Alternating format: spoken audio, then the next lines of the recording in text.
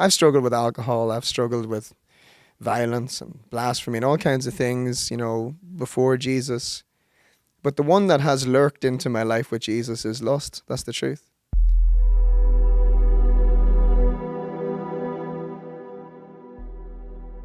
So I came to Jesus older in life. I was 27.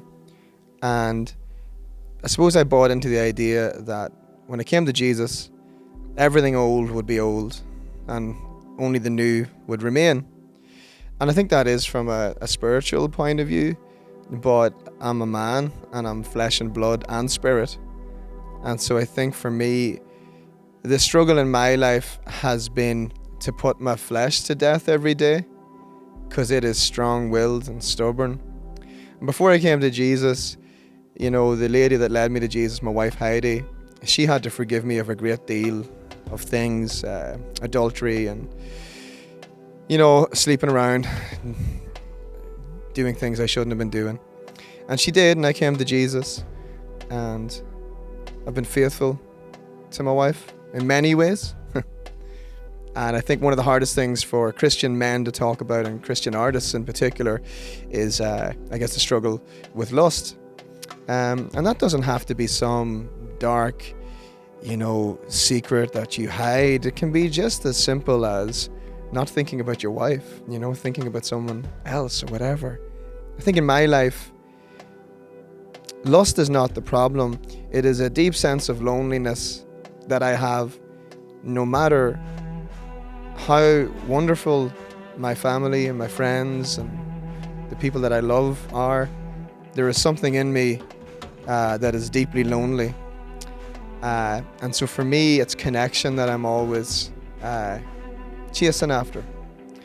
And so about 2 years ago, I decided I was going to get clean. I was going to get sober from all forms of pornography and lust. And I was going to be careful of what I saw with my eyes, what I heard with my ears. And so for 2 years, I've been clean. Difficult thing to talk about, because immediately you have the holier than thou's, judging you. And I'm okay with that. The problem is when you keep stuff in the dark and you hide it, and then it festers and it grows and it consumes you.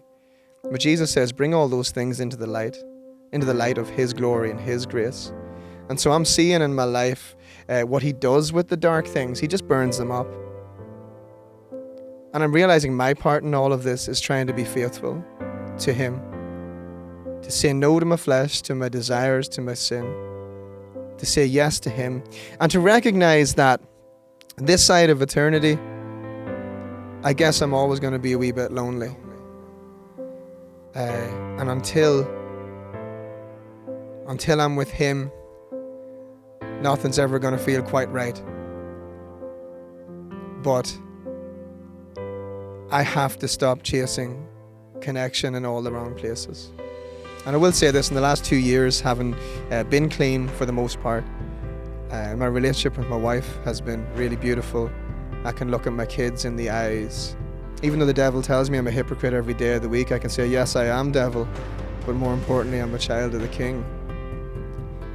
And see, I'd encourage you, if you're listening, if you're a man and you're wrestling with loneliness, and you're looking for love in all the wrong places, it's as simple as turning around. But turning around is really hard. I met someone at a show recently and they said I had told them one day that all they had to do was turn around and Jesus would have been there.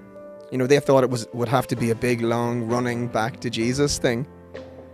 And I thought that. I thought I would have to run back to Jesus, continually tell Him what a mistake I was, and then maybe someday He'd forgive me. But what I realized was it was as simple as turning around and saying, Jesus, I'm sorry. Yeah, and He does the same thing He always does. He puts His arms around me. Because He's not like me. There's never been a day He hasn't forgiven me.